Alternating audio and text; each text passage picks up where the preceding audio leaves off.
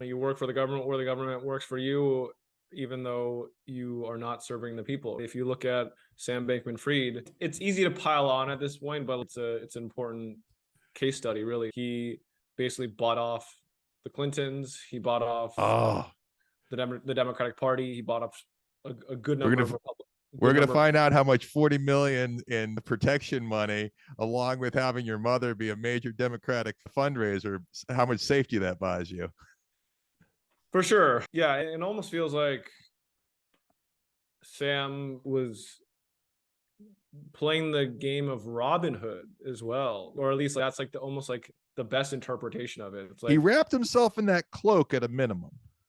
What? He wrapped himself into that cloak at a minimum. What I mean is, I almost feel like he looked down upon the crypto industry and was trying to use it to make money to then give to more worthy people. That's the most generous, I think, interpretation. No, exactly, right? Yeah.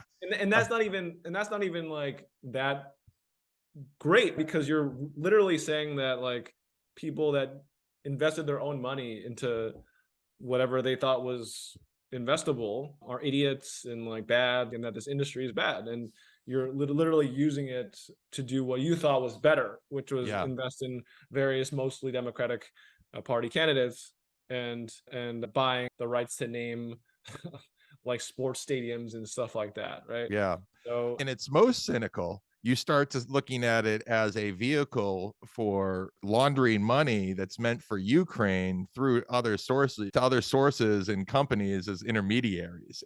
I've been following this on Twitter for the last 48 hours, and it is wild, the stuff that is starting to come out about whose money is flowing where under that little umbrella. It's pretty mind-blowing, and I'm sure that there's tons of case studies that we won't be able to get too much information about, right? Because it's now safe to reveal information about Sam because he's like the ultra supervillain, right? All these different investors and all these people that have ever interacted with him are now like, oh yeah, I had this one weird interaction. Oh, the signs were clear.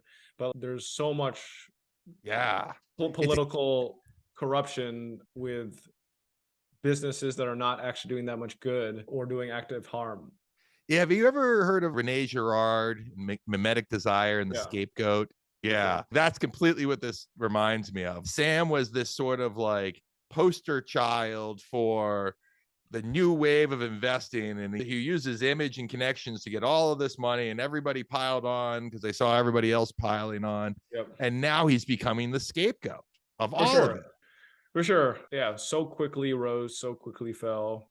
Like in less than a decade, like 4 or 5 years or something. He came out of nowhere. It's truly phenomenal. His parents really understood how the world worked, or they thought that they understood how the world worked, and they did in terms of here's how you get on the cover of Forbes, here's how you get Bill Clinton's attention, right? These things really matter to a lot of people, and I think there is like a large group of people that they're right now. It just raises all sorts of red flags, which I think I almost feel like we're developing cultural antibodies against people that kind of smell like Sam in the future. I think you might be. I mean, I know everybody's going to be duped again, but I hope and think you might be right there. I think there is such the cycle for these scams is getting shorter.